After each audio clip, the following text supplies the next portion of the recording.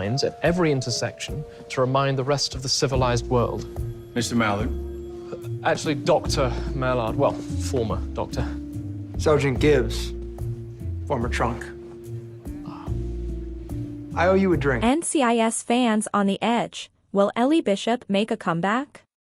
As speculation swirls about the potential redemption of Ellie Bishop within the NCIS team, excitement mounts around the franchise's upcoming installments. The latest buzz centers on NCIS Origins, where stars like Kyle Schmid promise a Christmas episode that will be pivotal for beloved characters Gibbs and Franks. Viewers can expect shocking revelations about Gibbs' past, hinted at in his iconic elevator trick, which intriguingly ties into a mysterious Rule Number 9.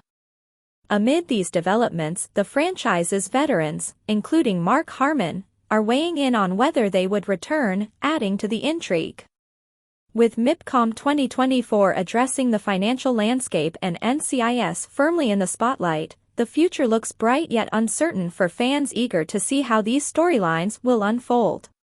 Will Bishop return? What secrets will Gibbs reveal? Don't miss the full story to find out. Hey, lovely viewers, welcome to our channel Shows Update. Do you think NCIS should redeem Ellie Bishop for the team? It's been 3 years since Emily Wickersham's Ellie Bishop departed NCIS, becoming an undercover CIA agent and betraying the trust of the team by leaving without saying goodbye, and being burned as she leaked NSA files. Wilmer Valderramas Torres recently shared he was finally ready to try dating again, an indication that the show would be moving on from her entirely, but I still hope she gets some form of redemption. Considering her exit came from Wickersham's desire to move on from the role, it seems unlikely that she will ever return to the show, but it would be nice if through dialogue at the very least Ellie was redeemed in the eyes of the team. NCIS stars who've confirmed they would, or wouldn't, return to the franchise: Mark Harmon, more. NCIS stars who've confirmed they would, or wouldn't, return to the franchise: Mark Harmon, more. NCIS debuted in 2003 and more than 20 years later, fans are still captivated by the show, no matter who is starring on it. When the CBS drama premiered, fans met Leroy Jethro Gibbs, Mark Harmon, and his team, which initially consisted of Kate Todd, Sasha Alexander, Anthony Tony Donoso, Michael Weatherly, Abby Squido, Polly Parrott, and Donald Ducky Mallard, David McCallum. Timothy McGee, Sean Murray, wasn't introduced until episode 7. At the start of season 22 in fall 2024, only McGee remained of the original cast. McCallum died in September 2023 at the age of 90 and was honored during season 21. The new cast, however, is aware of the greats that went before them. I think if Siva came back and we got a good couple of scenes together, I would be beyond stoked, Katrina Law, who plays Jessica Knight, exclusively told Us Weekly in April 2022 of possibly working with Cote de Pablo's Siva one day. NCIS stars who left the series, where are they now? Scroll down to see which former NCIS stars have confirmed or shut down the idea of a comeback to the franchise.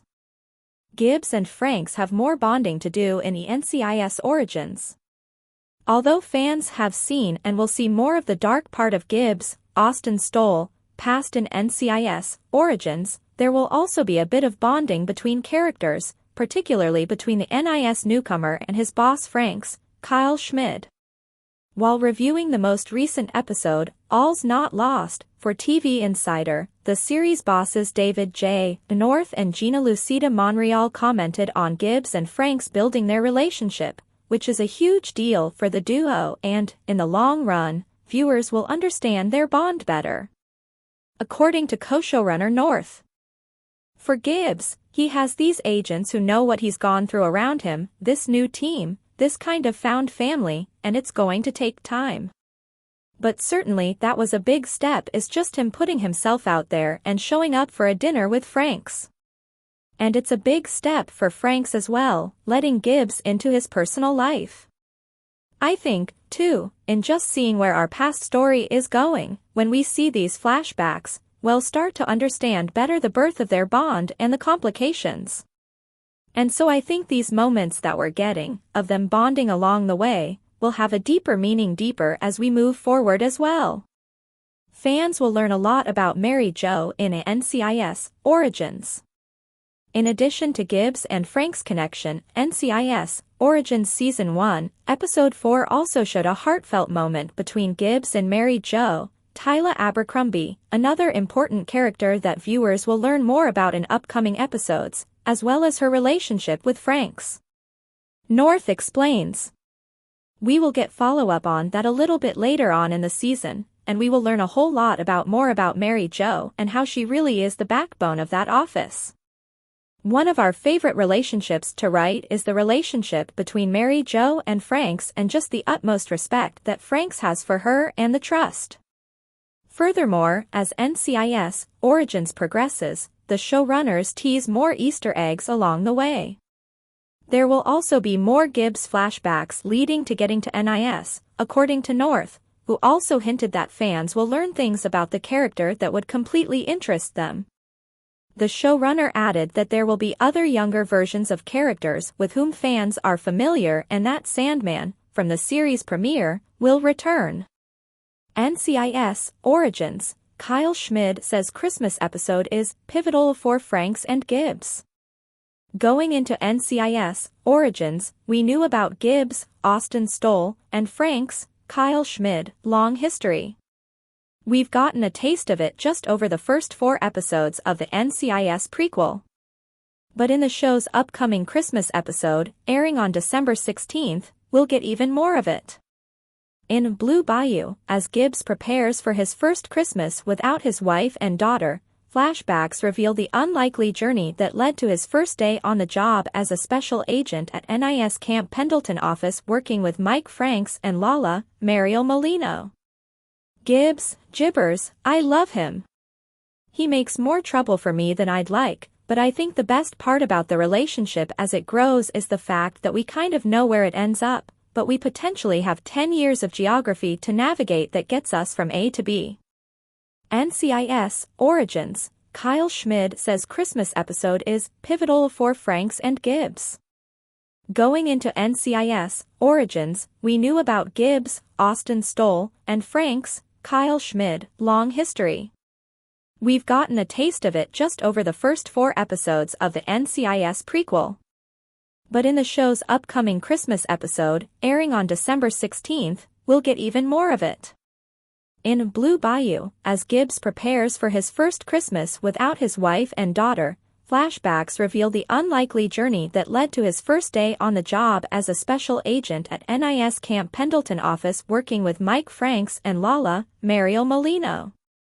Gibbs, jibbers, I love him. He makes more trouble for me than I'd like, but I think the best part about the relationship as it grows is the fact that we kind of know where it ends up, but we potentially have 10 years of geography to navigate that gets us from A to B, Schmid tells TV Insider. We're really just at the beginning. This is the tip of the iceberg. There's so much story to tell, and Austin is so damn good at playing Gibbs. At this point in his life, he's so emotional. So Austin's a great actor. It's a pleasure to go to work with him every day. And it's exciting to see what he brings to the stage when we go to put these things up, because you never know what you're going to get, and that's exactly what you want. It's a constantly evolving relationship, with key moments coming in the Christmas episode. That is going to be a really cool snapshot that unveils a lot of the how and why of what transpires that convinces Franks to take Gibbs into his life and give him a second shot, previews Schmid. And I think that moment in their relationship is so important, because without it, there would be no future for anything. And so this is such a pivotal episode because it explains the catalyst of. The 5th episode airs on November 4th, and the cast is filming the 10th, but already, they're connected to their characters. Austin and I work in such a way that when we start talking about our characters, they're so close to who we are, and we kind of take on these roles, these responsibilities, and these lives that it just feels so human and vulnerable to talk about why, Schmid explains. It's almost like asking you what happened yesterday in your life that made you want to wake up this morning and you're just like, wow, what a loaded question. We've fallen in love with these characters and these people that I think there's just this kind of external weight that comes along. What are you hoping to see in the Christmas episode? Let us know in the comments section below. Gibbs' elevator trick's inception weirdly establishes rule number 9 in NCIS Origins. NCIS Origins has introduced the origin story behind several of Gibbs' most vital characteristics, and his first elevator trick has surprisingly deeper ramifications.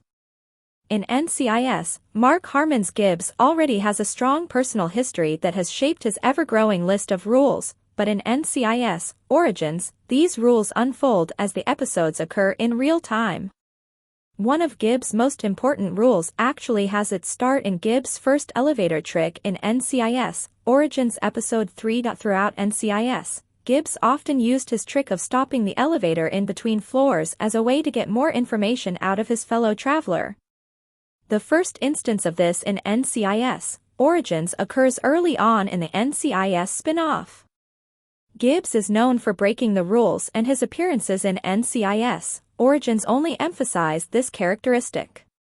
But while Gibbs' rule breaks in NCIS occur as a result of pre-established Gibbs rules, NCIS Origins shows these incidents as they happen for the first time, including holding a suspect captive in a stopped elevator. NCIS Origins Episode 2 reveals how Gibbs' elevator shtick started. Gibbs has a long history with stopping elevators in NCIS Origins Episode 3. Kyle Schmid's Mike Franks has just benched Austin Stoll's Gibbs because he does not think he is ready for the field. In true Gibbs fashion, Gibbs disobeys Frank's command and discovers that NIS' biggest suspect is about to flee. His only chance is to stop the elevator and hold the suspect captive to give NIS enough time to find the evidence they need to hold him legally. The tense scene shows off Gibbs' mental state, impeccable attention to detail, and is the start of Gibbs' long trend of holding people captive in a stopped elevator. MIPCOM 2024 debates U.S. costs, how to navigate the downturn as the NCIS grabs the spotlight. Welcoming a bevy of stars, led by NCIS, Cote de Pablo and Michael Weatherly, talking up spin-off NCIS, Tony and Ziva, and some big new shows, such as Rise of the Raven, a sword and mace epic. Can MIPCOM Confab hit its final straights Wednesday evening, announcing 10,500 delegates in attendance. That's down some 500 from 2023's edition, but still makes MIPCOM the biggest TV sales and production market in the world. More from Variety. Fremantle, Globo to co-produce, distribute Brazilian drama series A Crime Inc. Turkish superstar Can Yaman talks playing real-life hero in El Turco at MIPCOM. Eddie Redmayne thriller The Day of the Jackal sold to nearly 200 territories by NBCU exclusive. And the wheels of business are still turning. The market is definitely picking up, and deals are being made. All our key buyers were here, although the Asian presence was a bit soft. MIPCOM is definitely the biggest fall market for us, said Helene Aro, Sales and Marketing Director at reInvent, Scandinavia's biggest international TV distributor. Despite massive attendance, however, the event also registered multiple strains in the TV business, sparked by a saturation of shows and investor backlash as it looks set for yet another reconfiguration post-peak TV. Following 10 or more takeaways from this year's MIPCOM, about the major challenges facing the industry and some major reactions or green shoots which were seen at this year's MIPCOM, which ran October 21st to 24th at Cannes on the French Riviera. Is the US pricing itself out of business? Tony Vinciquerra, Sony Pictures Entertainment CEO, said so as he received the Variety Vanguard Award, arguing that the union deals that halted the Hollywood strikes are forcing production out of the U.S. to countries or regions with lower-cost crews and shoot incentives. We tried to talk to the unions about what we thought would happen, and now it is happening, he said. He's not alone.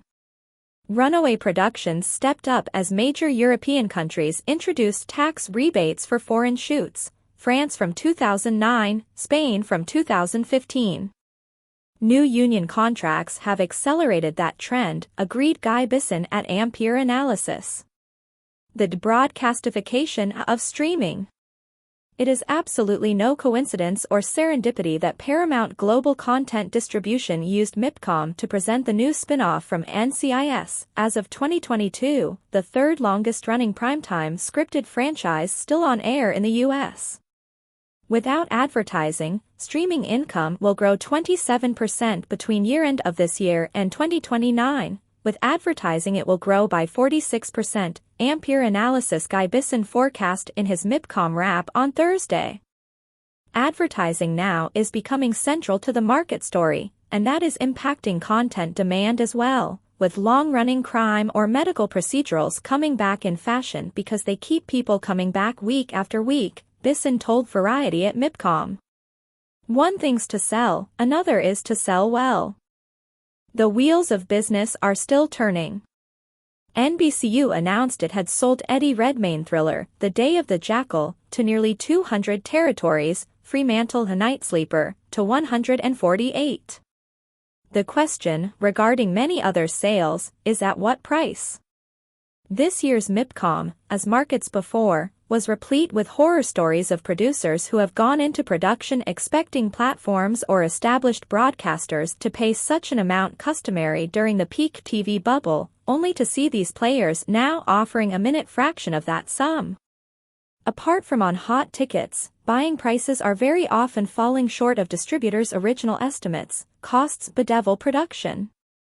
Production budgets for premium scripted shows continue to rise as they battle to grab viewer attention with high production values and movie-quality VFX, as well as being based on established IP or with star talent attached in front of and behind the camera. Production costs in general are also rising, in part fueled by tax incentives and U.S. shows coming to Europe to take advantage of them and the lower crew cost compared to the U.S. To plug the deficit, producers are splitting the rights within territories, inking separate deals for free TV and pay TV windows and pre-selling territory by territory. And one first-step solution, co-production. Drama budgets continue to rise as shows battle to grab eyeballs with high production values. The solution, co-production and other forms of collaboration. Fremantle's Jamie Lynn said, "There was a little bit too much pressure on the distributor in many cases, where we were handling the lion's share of the budget. We are going back to getting more partners on early with a rise in co-productions with the right partners." Rise Studios' Amanda Turnbull called for more collaboration. "You are seeing people being more pragmatic about splitting rights, so you can structure something where you have a streamer and a free-to-air partner. People are much more realistic about how that works." The golden age of unscripted. After being considered as a subgenre for decades, unscripted content has seen its profile rise through the pandemic and the Hollywood strikes as streamers and broadcasters look to fill slots deserted by scripted series and scale back their spending. With higher demand for unscripted, production value for these shows has also gone up. People have realized these shows could have that escapist value and enough drama to hook audiences, and they're cheaper to produce than scripted, said a veteran producer. In a market saturated with content where everyone is competing for eyeballs, formats, spin-offs and reboots are thriving. During MIPCOM, Variety broke the news of The Traitors being adapted in South Korea and Last One Laughing being expanded into in real life by Amazon Prime in France. Elsewhere, Media One Rights and Studio Canal have brought to market new sports commentating talent contest, Hit the Mic.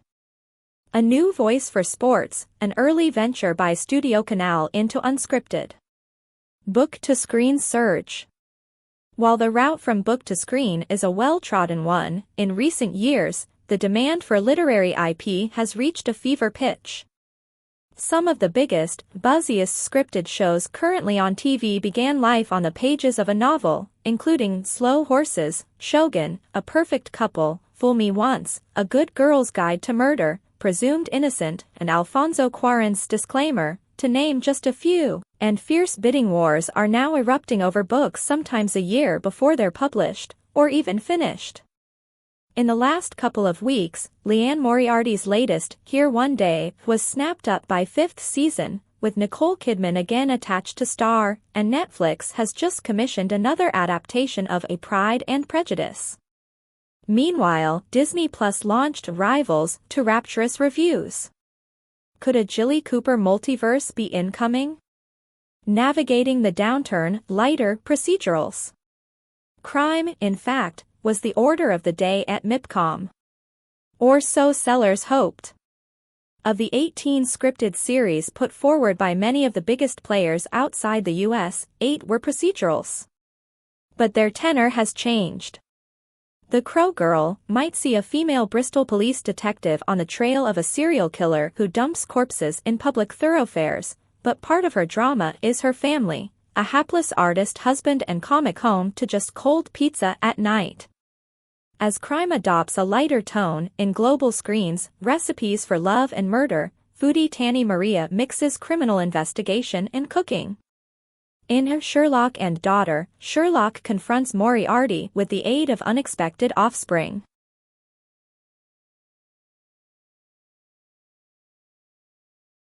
Blue Sky dramas.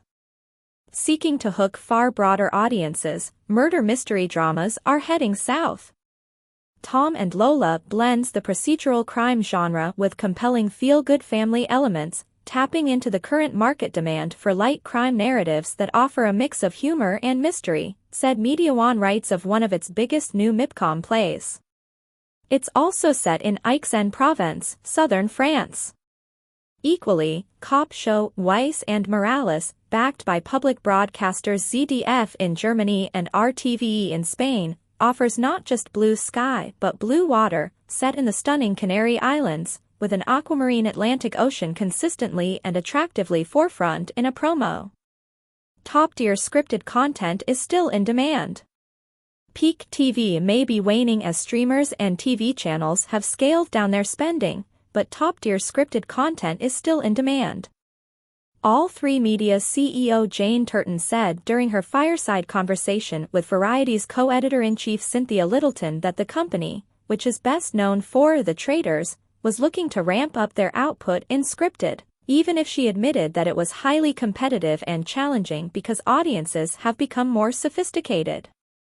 Turton said, the announcements we'll be making over the next few months/years may well include quite a few scripted units and labels.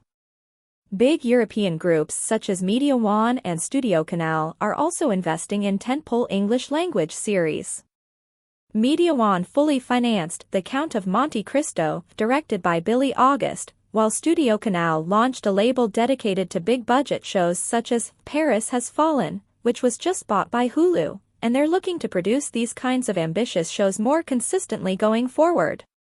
Driving into English-language production. For several years now, even the most acclaimed producers with big Netflix hits have been finding it nearly impossible to place non-English language titles with big streamers or studios for the US, which is still by far the most valuable of markets. So other producers apart from Media One and Studio Canal are driving into English language production. Fremantle began in 2022, doubling UK production levels. At this MIPCOM, Federation Studios offered 3 high-profile English-language titles, Sherlock and Daughter, starring David Thewlis, family drama thriller Jack Wright, and premium high-concept procedural Curfew. The Media Pro Studio made most probably the biggest sale business announcement at MIPCOM, revealing a powerful first English-language slate at the Media Pro Studio US and Canada. And Fremantle began to talk up Costiera, which seems to tick every box out, a crime thriller made in English, starring Jesse Williams, episodic, and set at a luxury hotel on Italy's gorgeous coast. The new nostalgia. With a huge poster for classic BBC Studios game show, The Weakest Link, beaming from the front of the Palais, you'd be forgiven for thinking MIPCOM had skipped back in time a couple of decades. But this theme of relying on beloved, tried and tested IP, or rebooted, retweaked and reimagined versions of it, continued inside the market, where France TV was touting its upcoming Zorro series with Paramount Plus, starring Jean Dujardin in the lead role. And one of the new formats being sold was a game show from Warner Brothers about friends. Spain, powerhouse recognition. Spain's Country of Honor recognition prompted or coincided with a host of studies and stats confirming the country's emergence as a European TV powerhouse. Spain-originated content has generated an estimated $5.1 billion in global streaming revenue over the past 4 years, an ICEX/Parrot report estimated. At €1 billion, $1.1 billion, Spain ranked second in Europe, after the UK, in 2023 in global streamer investment on original content, according to a European Audiovisual Observatory report. Spain was the #1 country for non-English language originals in 2024, the WIT announced at Cannes. As global streamers are relying ever more on us safe global languages, says Bisson. Spanish language orders skyrocketed 150% January-June 2024 compared to first half 2023, said Ampere Analysis. Spain repped the most popular Spanish language content on Netflix, accounting for 49% of the platform's Spanish language offerings, Omdia announced at MIPCOM. In Europe, the global streamers aren't the only VOD act in town. Research organization Glance reported that the streaming platforms of the major European broadcasters now offer a deeper catalog online than the global streamers. In the UK, BBC's iPlayer has 10,000 shows viewed per day, up 2.5 times in 2 years, compared with Netflix with 4,800, Prime Video with 2,400 and Disney Plus with 900. The broadcasters' platforms are attracting a slightly younger audience than their linear services. The average age of ITV's linear service is 59 years old, while for VOD service ITVX it is 51, but the gap is narrowing. ITVX's average age has risen 4 years since 2023, while the average age of viewers of the linear service remains constant. And the wheels of business are still turning. Below, 20 or so of the biggest deals unveiled at 2024's MIPCOM. The Media Pro Studios' Laura Fernandez Espiso and JC Acosta unveiled a powerful 8-title English-language slate which features John Turturro, Melissa Leo, 24, and The Floor showrunners, an Oscar winner, Homeland, and The Handmaid's Tale executive producers, directors of Mafia Spies and Dear Lemon Lima, and novelist adapted in Palm Home Royale. Starring Eddie Redmayne and playing off heavyweight IP, The Day of the Jackal has been licensed to nearly 200 territories worldwide, NBC Universal Global TV distribution at MIPCOM. Made by Euston Films, a Fremantle company, Train set BBC One thriller A Night Sleeper, starring Alexandra Roach and Joe Cole, will launch in 147 countries around the world. A 90-country rollout is reckoned a smash hit. Signaling one of the biggest European packages to hit Monday's MIPCOM, Mozart/Mozart, the latest big series swing from Germany's Storyhouse Pictures, behind Beta Film/RTL megahit CC, has been boarded by Germany's ARD and its Austrian public broadcaster counterpart ORF. Downton Abbey, alum Hugh Bonneville has joined espionage thriller The Agency at Showtime. Beta Film, Grupo Globo have signed a multi-year production partnership, kicked off with Discipline from the Esantonia team and Gennaro Studios. Anonymous Content has struck a partnership with Brouhaha Entertainment, the production banner behind Boy Swallows Universe, on a new joint venture in Australia and New Zealand.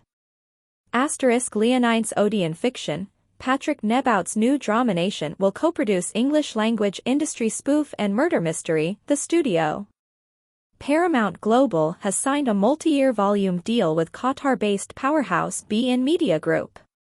Beta Film's thriller series, The Couple Next Door, commissioned by the UK's Channel 4 and Stars in North America, has secured major deals in more than 55 territories. Reinvent sold Finnish show The Girl Who Disappeared to Canal Plus France and Poland, while Canal Plus Poland also bought Reykjavik 112 and Powerplay was sold to Film Europe for the Czech Republic and Fatal Crossing licenses to Lumiere for Benelux. ZDF Studios and Black Box Multimedia are partnering to produce romantic comedy drama, The Little Italian Hotel. Last One Laughing is set for a real-life spin-off with hidden cameras at Prime Video France. Studio Canal partner Sam Productions has set a shoot date for Danish royal drama, By the Grace of God, and is prepping Britta from Oborgen's Adam Price. Fremantle has sold Mozart, Rise of a Genius in first key territories as it begins to roll out the BBC doc. A Ken Burns Leonardo da Vinci series launched at MIPCOM, with the UK's BBC, Germany's ZDF Arte and Sky New Zealand pre-buying the show. Banijay Rights has teamed with Banijay Iberia label Diagonal TV and Crescendo Media Production on the feature documentary, The Silence of the Earth. Rakuten TV unveiled enterprise services to help rights holders set up streaming apps, fast channels. ZDF Studios has boarded world sales on Illume, an eco-thriller set against the background of endemic wildfire devastation on the Portugal-Spain border. Emmy-winning The White Lotus executive producer David Bernard has teamed with German production company UFA to develop series Hotel Neptune.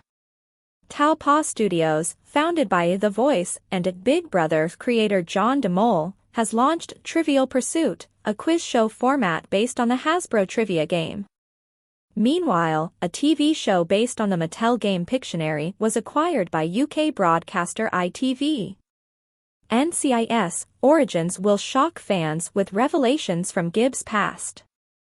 NCIS Origins is 4 episodes into its gripping story, and it already has audiences hooked to the narrative because of how authentically it dives into the backstory of one of TV's most beloved characters, Leroy Jethro Gibbs. With Austin Stoll having successfully stepped into the demanding shoes of Mark Harmon, it's clear the show is capturing the essence of a younger Gibbs perfectly. This is further cemented by co-showrunner Gina Lucida Monreal, who recently teased that more flashbacks into Gibbs' past are on the horizon. Episode 4, titled All Is Lost, is a standout. It's centered around the disappearance of a little girl. The search for her as well as Gibbs' bond with her connects directly with his own memories of losing his daughter, Kelly, and his wife, Shannon, in a tragic car crash. Monreal told TV Line that the flashbacks are pivotal to Gibbs' character arc. The flashbacks are going to continue. Part of the DNA of the show is that we want to show how our characters got to the place where we meet them, so we're really interested in showing these stories that reveal the making of these characters.